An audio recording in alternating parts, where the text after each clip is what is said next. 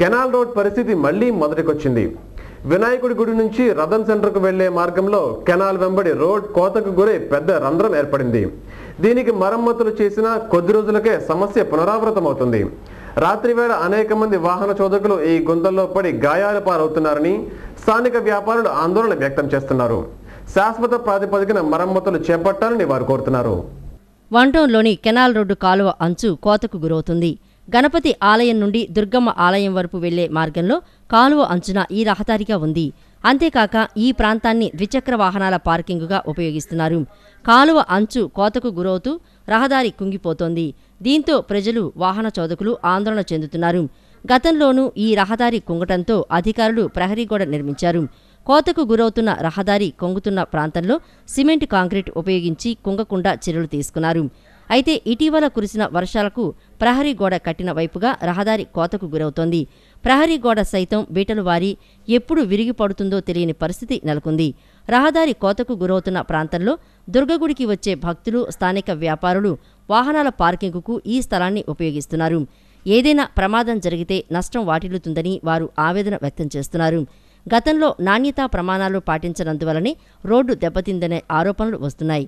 ఇప్పటికైనా అధికారులు సరైన రీతిలో చర్యలు తీసుకుని రహదారి పటిష్టతకు కృషి చేయాలని కోరుతున్నారు.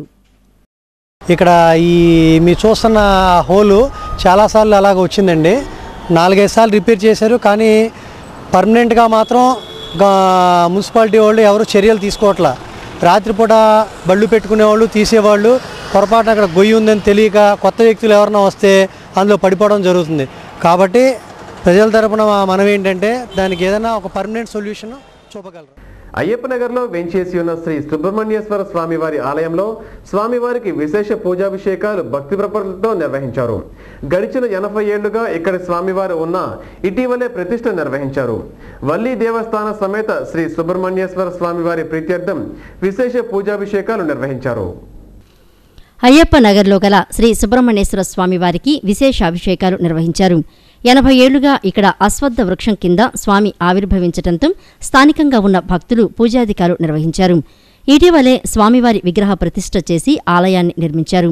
భక్తులు విశేష సంఖ్యలో తరలివచ్చి స్వామివారికి విశేషార్చనలు, అభిషేకాలు భక్తి ప్రపత్తులతో నిర్వహించారు. స్వామివారికి ప్రీతికరమైన మంగళవారం కావడంతో వల్లి దేవసేన సమేత శ్రీ సుబ్రహ్మణ్యేశ్వర స్వామివారి ప్రీత్యర్థం మంగళ ద్రవ్యాలతో అభిషేకాలను శాస్త్రోక్తంగా నిర్వహించారు.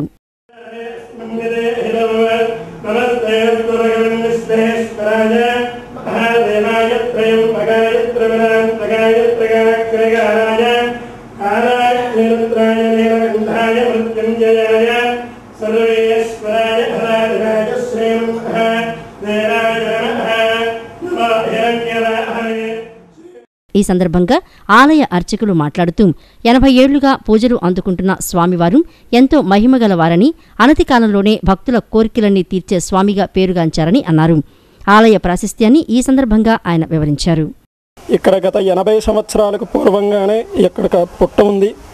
మరి పుట్ట దగ్గరికి భక్తులు విశేషంగా వచ్చి చక్కగా స్వామివారికి పాలు సమర్పించి, అలాగే చనివిడి, చిలిమిలి ఇవన్నీ కూడాను భక్తి శ్రద్ధలతో స్వామివారికి నివేదన చేసి, వాళ్ళకి ఎంతవరకు అవకాశం ఉందో చక్కగా స్వామివారికి 108 సార్లు వరకు ప్రదక్షిణాలు చేసి చక్కగా పూజాధికాలు చేస్తున్నారు.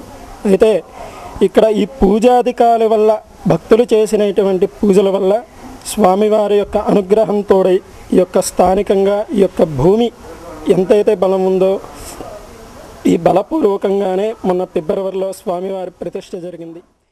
భక్తులు విశేష సంఖ్యలో ఈ కార్యక్రమంలో పాల్పంచుకున్నారు.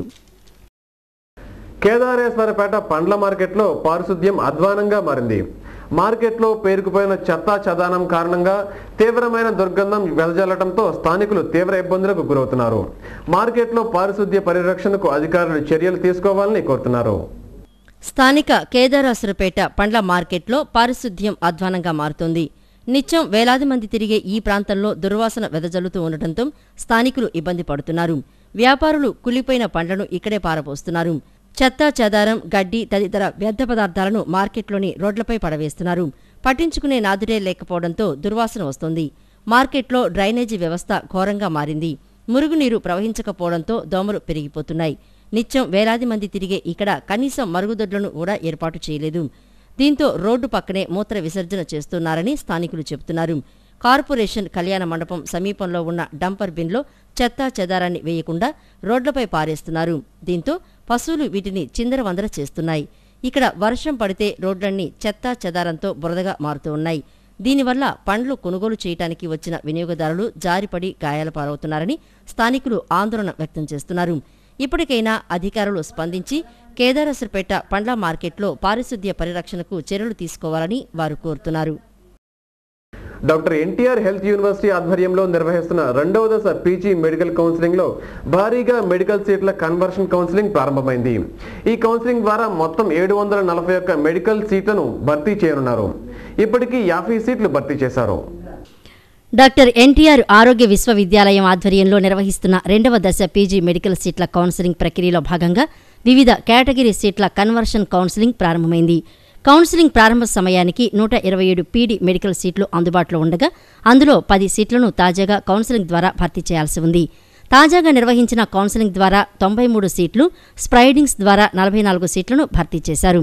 ఓసీ కేటగిరీలో 407, బీసీ 210, ఎస్సీ 94, ఎస్టీ 30 సీట్లను భర్తీ చేయగా ఇందులో క్లినికల్ డిగ్రీలు 345, నాన్ క్లినికల్ డిగ్రీలు 215, క్లినికల్ డిప్లొమాలు 160, నాన్ క్లినికల్ డిప్లొమాలు 21 ఉన్నాయి.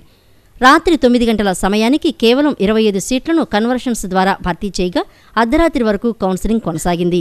కన్వర్షన్స్ ద్వారా సీట్ల కౌన్సిలింగ్ ముగిసిన అనంతరం మిగిలిన లెఫ్ట్ ఓవర్ సీట్ల భర్తీకి సంబంధించిన కౌన్సిలింగ్ శుక్రవారం జరగనుంది. ఈ లెఫ్ట్ ఓవర్ సీట్లను కౌన్సిలింగ్ ద్వారా నేరుగా వివిధ వైద్య విభాగాల్లో సర్వీసుల్లో ఉన్న డాక్టర్లకు కేటాయిస్తారు. ఈరోజు లైఫ్ స్టైల్లో ఒక చిన్న టిప్.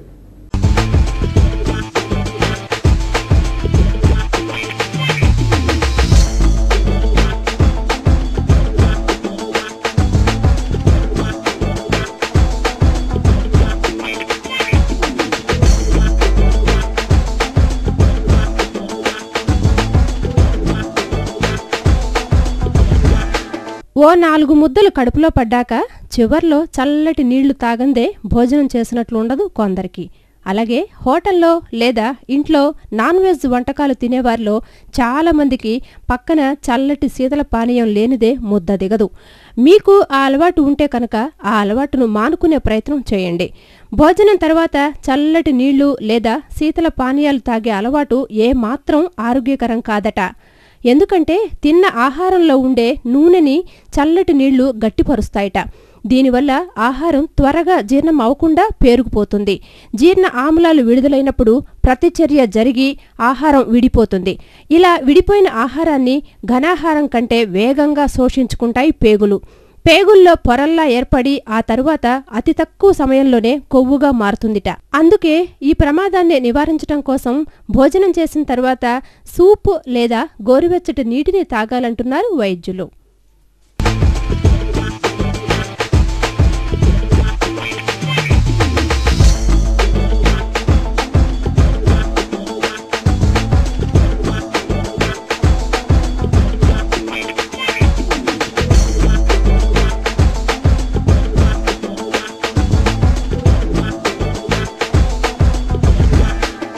వార్తలు ముగించే ముందు ముఖ్యాంశాలు మరోసారి.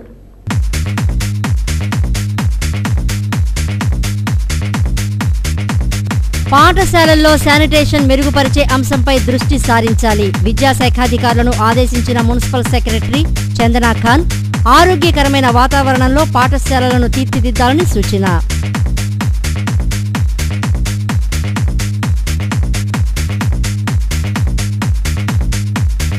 మళ్లీ మొదటికొచ్చిన కెనాల్ రోడ్డు పరిస్థితి. తాత్కాలిక మరమ్మతులతో సరి, శాశ్వత పరిష్కారం చూపాలని నగర ప్రజల డిమాండ్.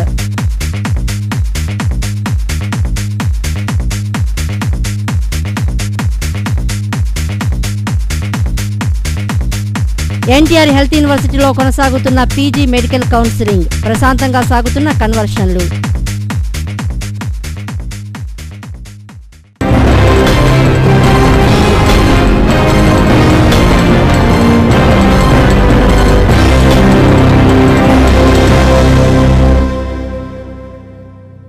ఈ వార్తలు ఇంతటితో సమాప్తం. తిరిగి ప్రసారమయ్యే వార్తల్లో మళ్ళీ కలుద్దాం. అంతవరకు సెలవు. నమస్కారం.